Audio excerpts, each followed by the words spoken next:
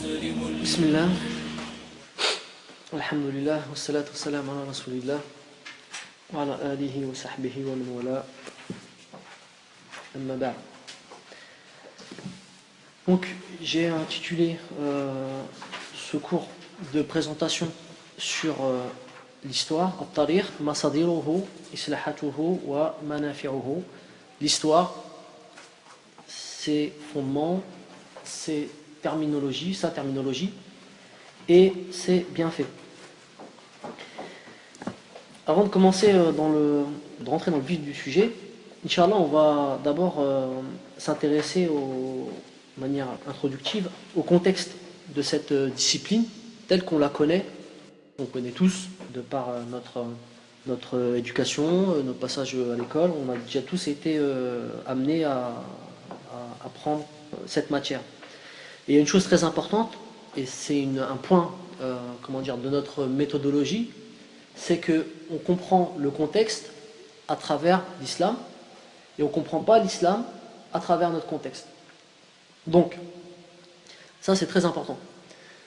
Et pour comprendre cette matière à travers notre contexte ici en France, tel comment on a été amené à approcher cette discipline lors de notre période de scolarité, je vais citer un verset où Allah subhanahu wa ta'ala il dit وَمَن يَبْتَغِ غَيْرَ الْإِسْلَامِ دِينًا فَلَن يُقْبَلَ مِنْهُ وَهُوَ فِي الْآخِرَةِ مِنَ الْخَاسِرِينَ. Donc celui qui désire un autre dîn que l'islam, il ne sera pas agréé et il fera partie des perdants dans l'au-delà. Une manière de comprendre ce verset, c'est de se dire que dans cette dunya, tout est digne. Donc tout est digne dans cette dunya. Et dans cette dunya, il y a un digne qui s'appelle l'islam. Quel est le rapport avec cette matière? L'histoire, même celui qui a jamais fait d'histoire, il sait que cette matière, c'est pas une matière qui est neutre et qui est objective. L'histoire, c'est pas comme les mathématiques. 1 plus 1, ça fait 2 en France, ça fait 2 en Chine, ça fait 2 au Brésil, ça fait 2 partout. Mais l'histoire, c'est une matière où déjà, ce sont des historiens qui vont nous ramener leur interprétation de faits historiques qui se sont passés. Donc déjà, leur interprétation, c'est leur vision du monde. Et cette vision du monde, elle naît de leur idéologie, de leur croyance. Leur croyance, donc, de leur aqidah. Donc, d'où le fait que j'ai cité le verset. Tout est digne dans cette religion. Et cette matière, l'histoire, en France, c'est une matière qui n'est pas neutre. C'est-à-dire qu'ils nous ont véhiculé à travers l'école leur vision du monde, leur interprétation et l'interprétation de leur histoire, de leur propre histoire et aussi l'histoire du monde. Donc ça, c'est très important. Et il y a une chose très importante, par exemple, je vais citer un philosophe qui s'appelle Alain, c'est un athée, et qu'est-ce qu'il dit? Il dit que culte et culture sont des mots de la même famille. Donc la culture, on sait tout ce que c'est. Culte, on peut le traduire en arabe par ibada. Donc, vous voyez bien comment il a déjà il a lié la culture, le fait d'avoir de la culture, ça fait partie du culte. D'accord? Et une chose très importante, un des fondateurs de l'école moderne en France, telle qu'on la connaît aujourd'hui, s'appelle Jules Ferry. Il avait dit que le but de l'école, c'était d'enseigner la religion de la patrie. Et la matière en France qui est utilisée pour véhiculer la religion de la patrie, le dîn national, le dîn qui est agréé en France, c'est l'histoire. D'accord? Ça, c'est quelque chose de très important. Donc, il faut déjà qu'on ait cette vision, rien que de cette matière en tant que telle. C'est une matière qui sert à véhiculer des idéologies, qui sert à véhiculer des croyances, une vision du monde et une interprétation du monde et de son passé. Donc tout de suite, on peut toucher, quand on parle de croyances, tout de suite on peut toucher la aqidah avec l'histoire. Et pour vous prouver que justement que l'histoire ça touche, c'est un côté religieux, je vais vous citer une deuxième phrase d'un grand historien français qui s'appelle Jules Michelet, de la Troisième République, donc des années du début du XIXe siècle, sur l'histoire de France. Il disait « Toute autre histoire est mutilée, la seule nôtre est complète, avec elle vous sauvez le monde. » Donc, Jules Michelet disait qu'avec notre histoire, l'histoire de France, avec elle, vous sauvez le monde. Donc déjà, regardez comment la vision des historiens, ils ont une vision religieuse de leur histoire. C'est pas une matière qui est neutre, c'est une matière qui est presque, il y a presque une vision de croisade. Mais il y a un messianisme. Avec notre histoire, l'histoire de France, on peut sauver le monde. Donc d'où le fait que la France, justement, elle a eu cette vocation à coloniser les autres pour justement sauver le monde. On est dans l'esprit de croisade, là, d'accord? Sauf que c'est plus la croisade en termes purement religieux, christianisme, c'est avec d'autres idéologies. Et Inch'Allah, on va passer. Maintenant, on va essayer de comprendre cette science, cette discipline. Mais justement, le but, c'est de la comprendre à travers l'islam elle-même. Quelle est l'importance de l'histoire, de Tariq en arabe, dans l'histoire de la civilisation musulmane? On va essayer de voir quelle était cette discipline, comment elle existait à l'époque de l'islam et même avant l'islam. Donc si on commence sur l'histoire, avant l'histoire, la matière en tant que discipline chez les Arabes avant l'islam, on peut dire qu'en tant que discipline, en tant que matière, elle n'existait pas réellement. Mais les Arabes, ils avaient certaines manières de se rappeler leurs faits passés qui, lorsqu'on les comprend bien, sont des sortes d'histoires. D'accord? À l'époque de la Jahiliya, ce n'est pas encore une vraie discipline historique telle que l'islam, Inch'Allah, c'est qu'avec l'islam que les Arabes ils vont commencer à vraiment formaliser cette matière. Mais avant, ils n'avaient pas réellement cette matière, cette discipline, mais ils avaient quand même des moyens, des sciences, on va dire, entre guillemets, qui nous rappellent cette discipline. La première, c'est ce qu'on appelle chez les Arabes Ayyamul Arab. Ayyamul Arab, littéralement Ayyam, le pluriel de Yom, jour, les journées des Arabes. Les journées des Arabes, qu'est-ce que c'est? Ayyam al-Arab, hiya al-waqa'i' al-Arab qabla l'islam. C'est les événements passés avant l'islam.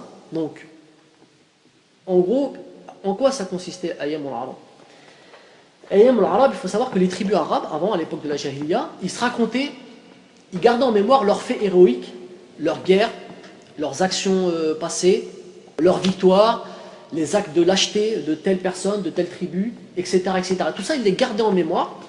Comment ils faisaient pour les garder en mémoire? Ils les mettaient en poésie. D'accord? Ils les récitaient. Donc, c'était un récit historique qui était fait sur le mode de la poésie. Et ça se transmettait de génération en génération. Donc, telle tribu qui a fait une razzia et qui a gagné une guerre contre telle autre tribu, ils mettent tout ça sous la forme de poésie, et ils le gardaient en mémoire et ils le transmettaient de génération en génération.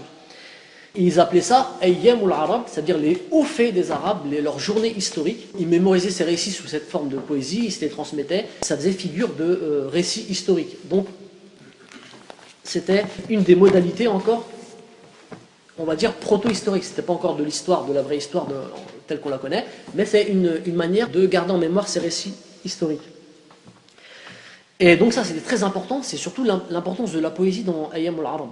L'imam Suyuti, il rapporte que un certain Ibn Faris, il disait que la poésie c'était le registre des Arabes qui ont conservé leur généalogie et leurs actes passés. Il y a un imam qui s'appelle Abu Zakaria Yahya al-Tabrizi, que l'imam Dhahabi, il le nomme dans Siyar A'lam al-Nubura, imam al-Lura.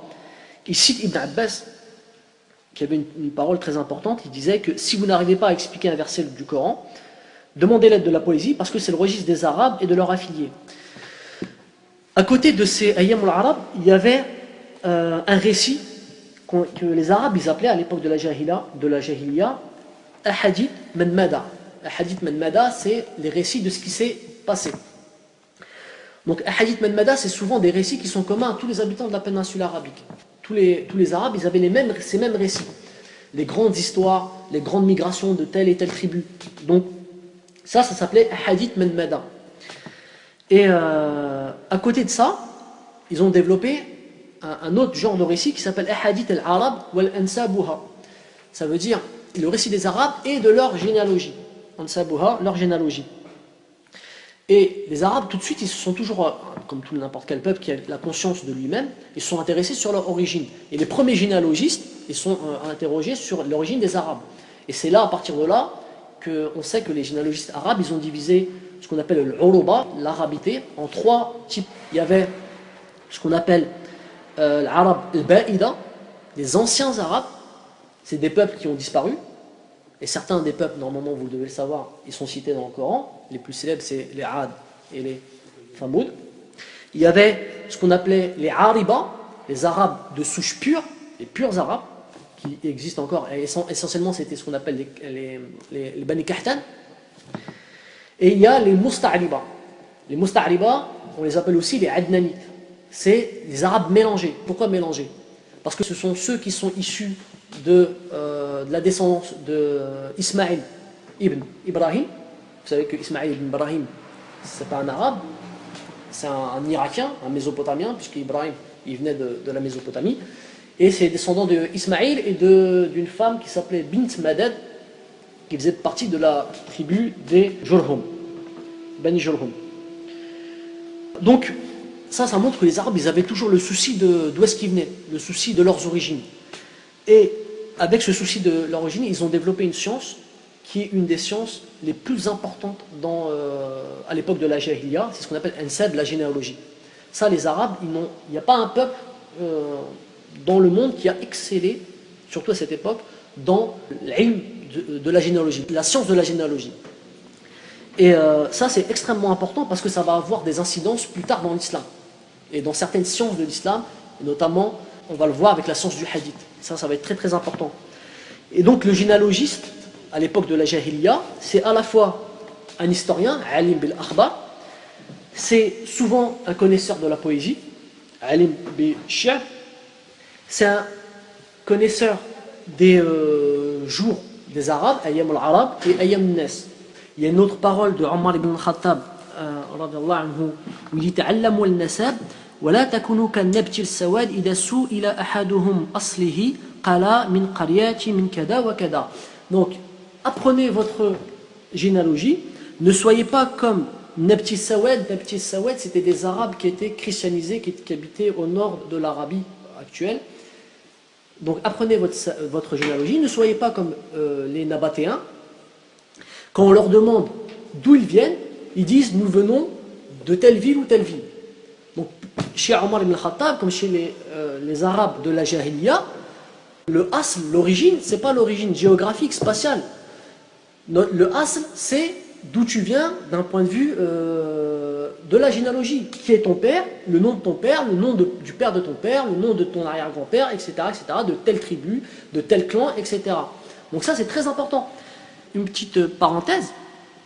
Subhanallah, quand on regarde cet ordre du prophète, ta'allumul ansabukum, et que ça a été repris par Omar ibn Khattab, on voit aujourd'hui à notre époque, ceux qui cultivent cette généalogie, vous allez remarquer, à l'heure actuelle, ce sont toujours les couches les plus aisées de la population. D'accord? C'est toujours les couches les plus aisées, notamment en France, entre guillemets, ce qu'on appelle les aristocrates. Donc eux, ils savent d'où est-ce qu'ils viennent, qui est le nom de leur père, le nom de leur grand-père, le nom de leur arrière-grand-père, etc., etc. Et un des effets de la modernité actuelle, c'est quoi? C'est de détruire justement ces racines. Aujourd'hui, les couches les plus basses, ils savent le nom de leur père, leur nom de leur grand-père, leur nom de leur grand-père, ils ne connaissent pas le nom de leur grand-père. Et subhanallah, quand on leur demande d'où est-ce que vous venez, ils disent oh je viens de la région parisienne. Donc de la même manière que Omar ibn Khattab, à son époque, quand il demandait aux Nabatéens d'où est-ce que vous venez, il leur disait min qaryati kada wa kada. Donc alors que l'origine c'est de savoir sa lignée familiale. Donc ça, et on voit bien que subhanallah, il y a un énorme bienfait dans cette science. Et d'ailleurs dans le hadith rapporté par l'imam Ahmed, le prophète il dit qu'en apprenant notre généalogie, ça permet de garder le contact avec la parenté, ça permet de garder le lien du sang, ça engendre l'amour de la famille, l'enrichissement et la longue vie.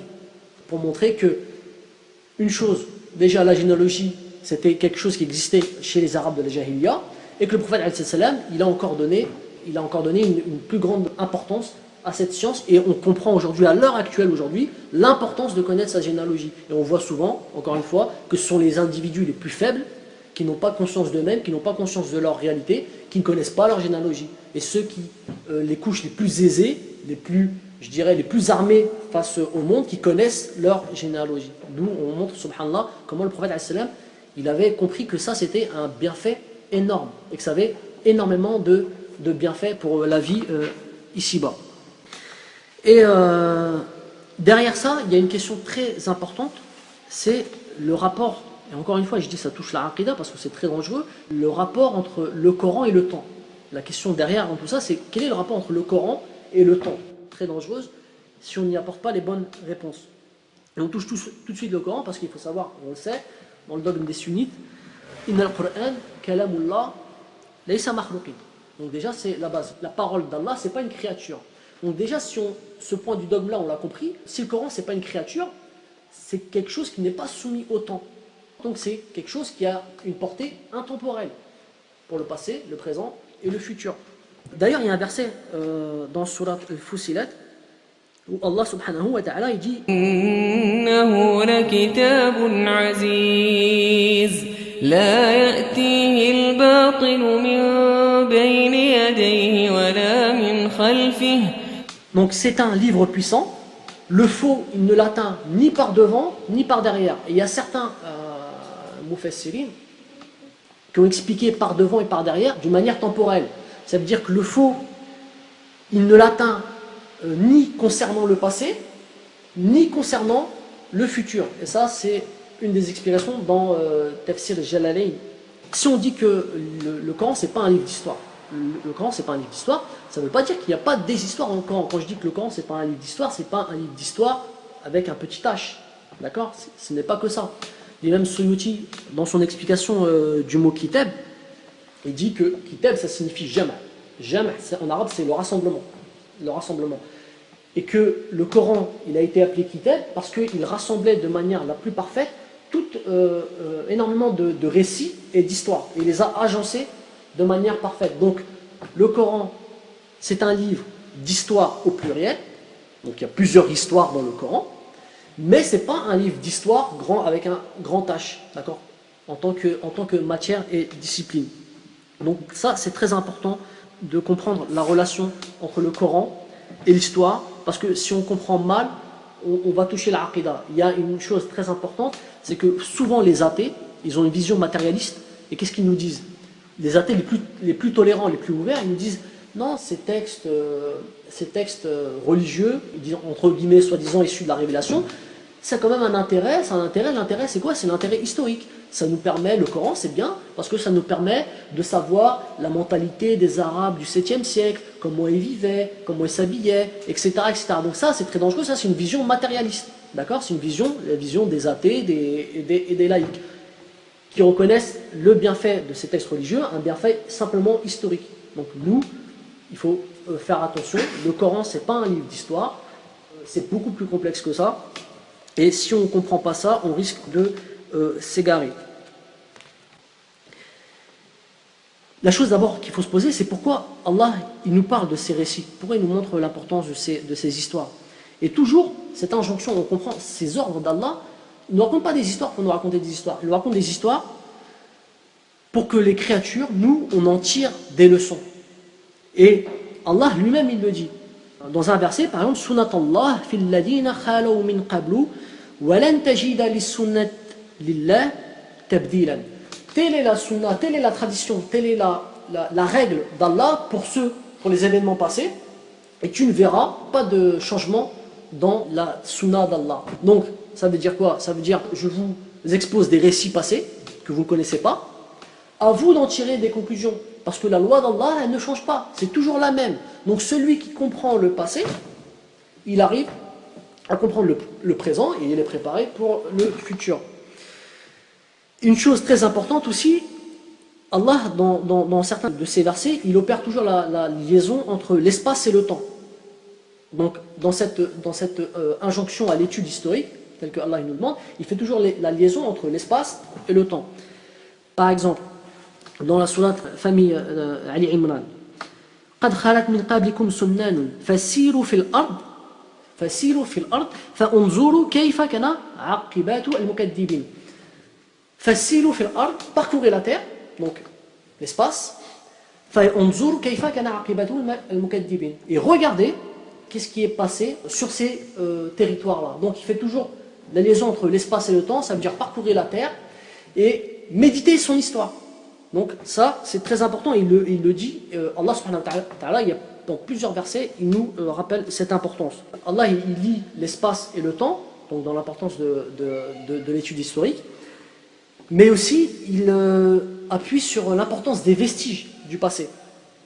Par exemple, il dit dans Surat Al-Ghafir, le verset est cité 2 fois pratiquement de la même manière. أَوَلَمْ يَسِرُوا فِي الْأَرْضِ فَيُنْظُرُوا كَيْفَ كَانَ عَاقِبَةُ الَّذِينَ كَانُوا مِنْ قَبْلِهِمْ كَانُوا هُمْ أَشَدَّ مِنْهُمْ قُوَّةً وَآثَارًا فِي الْأَرْضِ.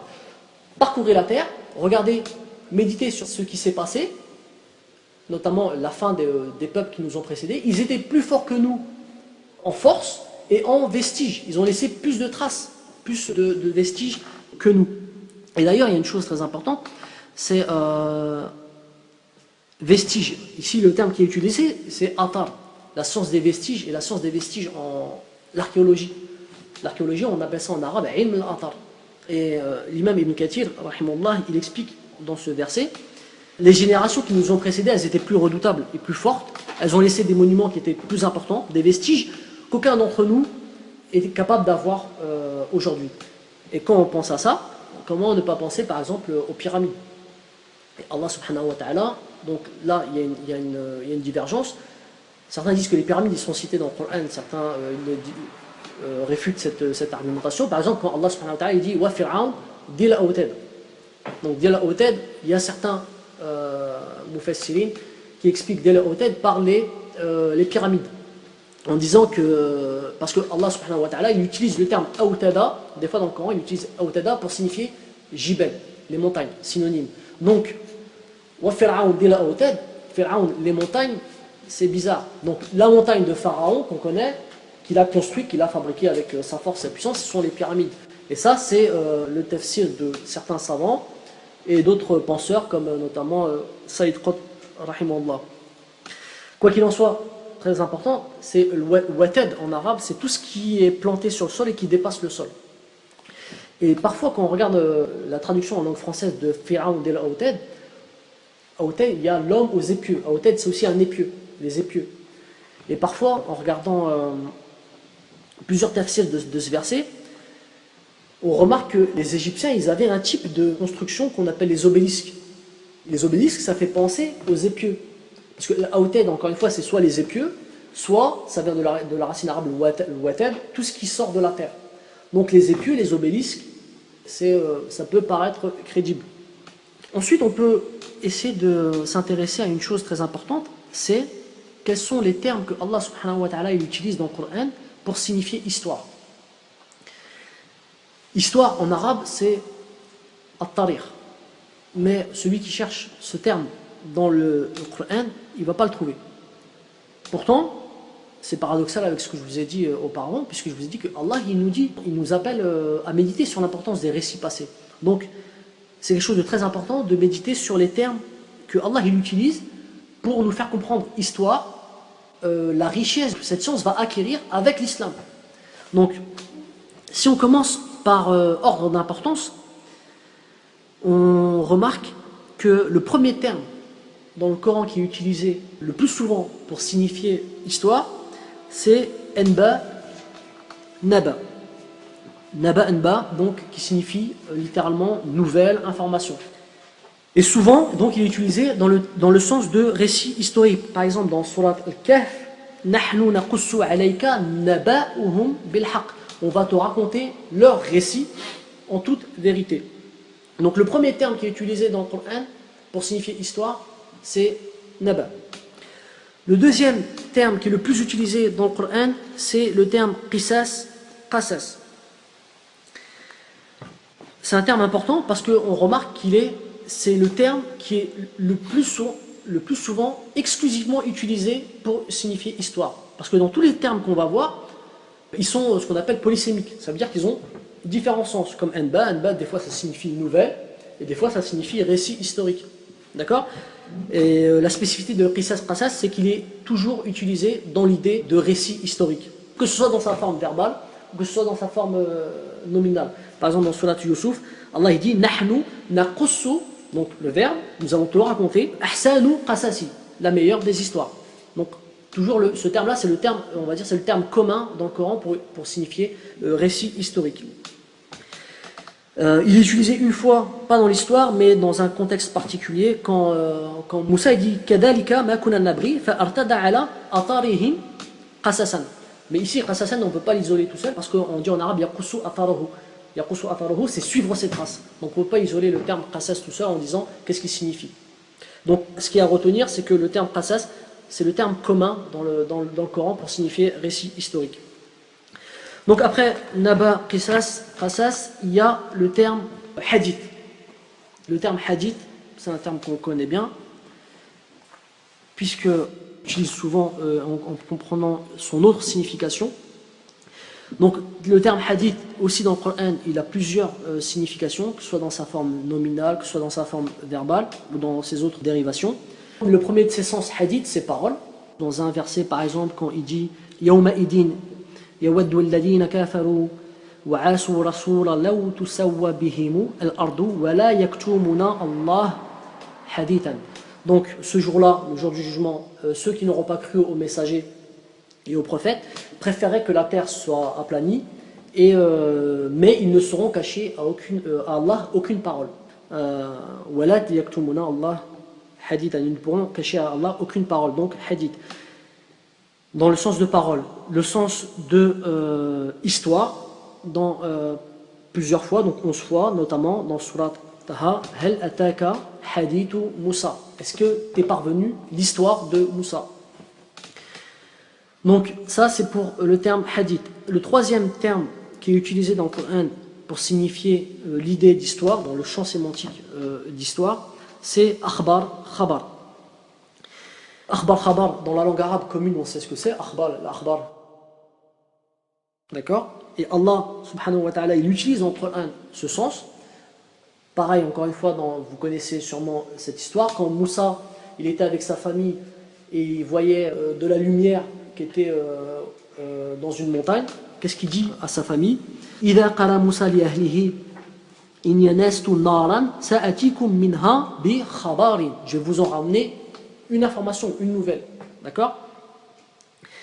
Et dans une de ces dérivations, khabar, akhbar, dans une de ces dérivations, notamment khubran, ça peut signifier science ou connaissance. Dans Surat Kaf, quand Al-Khidr, il dit à Moussa, tu ne pourras pas être patient avec moi. Comment tu peux être patient avec moi? Parce qu'il y a des choses que tu ne connais pas, d'accord? Et il lui dit, wa kayfa tasbiru ala ma lam tuhid bihi khubran. Donc ici khubran, ça signifie science et connaissance. Certains vont me dire, mais akhbar, nouvelle, et puis khubran, connaissance, c'est vaste le champ sémantique, mais c'est pas aussi vaste que ça, parce que toute connaissance, toute information qu'on a, une fois qu'on l'a assimilée, une fois qu'on la connaît, cette information elle devient une science, une connaissance, d'accord? Donc ça reste cohérent. Dans le Coran, akhbar, il est très peu utilisé pour signifier récit. C'est le moins utilisé dans ce sens. Par exemple, dans Surat Zulzila, Ida zulzilatil ardu zilzalaha, et quand la terre racontera son histoire. Donc, Yawma idin tuhadithu akhbaraha. Yawma idin, quand la terre tremblera, ce jour-là, elle va raconter son histoire. Yawma idin tuhadithu akhbaraha. Donc, akhbar ici, ça a le sens de récit et d'histoire. Donc il y a Naba, Hadith, Akhbar et Qisas.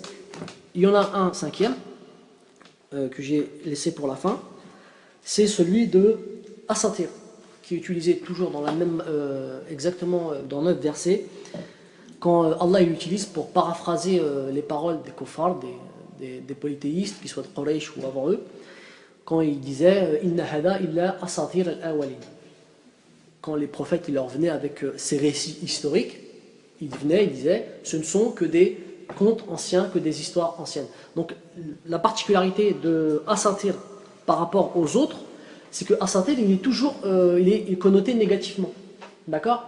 Alors que hadith, akhbar, naba, qisas, c'est positif, d'accord? Allah il utilise toujours avec l'idée que c'est des récits véridiques. Par exemple, quand il dit dans un verset que je vous avais déjà cité, Nahnu naqussu alayka naba'ahum bil haqq. Donc ici, nahnu naqussu, nous allons te raconter, naqussu qisas, dans sa forme verbale, naba'uhu, leur histoire, bil haqq. D'accord? Allah il ramène toujours ces termes-là qu'on les utilise, c'est toujours avec cette idée de récit véridique. Alors que asatir al-awwalin, c'est toujours, d'ailleurs dans les traductions on le voit bien, conte, mythe. Donc ce sont des histoires, mais ici, des histoires d'un point de vue négatif, des histoires qu'on ne croit pas, qu'on rejette parce qu'elles sont infondées. Le paradoxe, c'est quoi? C'est que, donc asatir c'est le pluriel, le singulier c'est ustura. Et ustura, quand on regarde, quand on médite le terme ustura, c'est le terme linguistiquement en arabe le plus proche de histoire. Ustura, histoire. Donc c'est quelque chose d'étonnant, parce que c'est vraiment, ustura c'est toujours dans le récit, dans le champ sémantique de l'histoire, c'est l'idée d'histoire, même si c'est une fausse histoire, asatir al-awwalin, etc. Mais c'est le terme en arabe qui est le plus proche du terme histoire. Ustura au singulier, histoire. C'est pour ça qu'il y a certains étymologistes, qu'ils soient occidentaux ou arabes, ils disent que les deux termes, ils ont une origine commune. Que ustura, ça vient du grec, donc l'histoire, vous savez très bien qu'histoire c'est pas un mot français, ça vient déjà du latin, ça vient du grec historiae. Donc ils disent que ustura ça vient du grec, et des arabes ils disent que c'est le contraire, c'est les grecs qui l'ont pris des arabes. Mais il y a une chose très importante, parce qu'il faut faire attention, ces hypothèses elles viennent toujours d'une idéologie qui veulent comment dire, assimiler tout à tout. D'accord? Si on fait une simple étude étymologique, donc ustura sur ustura, donc je cite l'imam Ibn al-Mundur dans Lisan al-Arab, il dit que ustura ça vient du terme satara. Satara c'est synonyme de kataba, écrire. Et le Coran lui-même dans surat al-Qalam, il rend compte de cette signification. Par exemple quand il dit Noun, Allah il dit Noun wal qalam wa ma yasturun. Donc Noun par la plume et ceux qu'ils écrivent, et par ceux qu'ils écrivent. Donc les mufassirin ils expliquent que c'est les anges. Donc Noun wal qalam wa ma yasturun, écrire. Donc ça prouve bien que satara, qui a donné le terme ustura asatir, ça c'est synonyme de kataba. Il y a une autre signification qu'on met la shadda, sattara, ça veut dire tracer. Et d'ailleurs en arabe, comment on dit une règle qui sert à tracer des lignes? Mistara, d'accord? Et donc ça, c'est pour l'origine étymologique du terme ustura, asatir, ustura. Si on regarde historiae en grec ça veut dire enquête, d'accord? C'est un terme qui est utilisé par les premiers Grecs qui veut dire enquête. Donc dire une origine commune, si on se base rien que sur l'étude étymologique, entre enquête, le fait de rechercher des informations par enquête, donc historiae en grec, ça veut dire ça, et ustura qui vient de satara, écrire, donc l'origine, elle n'est pas fondée. Ça ne veut pas dire qu'il n'y a pas une origine commune. En tout cas, étymologiquement, on ne peut pas dire. Le point à retenir, c'est que Allah subhanahu wa ta'ala, dans le Coran, il utilise plusieurs termes pour signifier cette idée d'histoire. Des termes qui sont connotés positivement, qui sont au nombre de 4, donc akhbar, naba, qisas, hadith, et un terme qui est connoté négativement, asatir, ustura. Je vais terminer par la définition du mot histoire, le mot histoire tel qu'on connaît aujourd'hui dans la langue arabe. Donc tarir, donc comme je vous ai dit, c'est un mot qui n'existe pas dans le Coran, un mot qui n'existe pas dans la Sunna, c'est un mot qui n'existe pas notamment dans la poésie des Arabes de la Jahiliya. Donc il y a un cheikh de l'histoire, un imam qui s'appelle Sakhawi, un égyptien qui était de rite shafi'ite.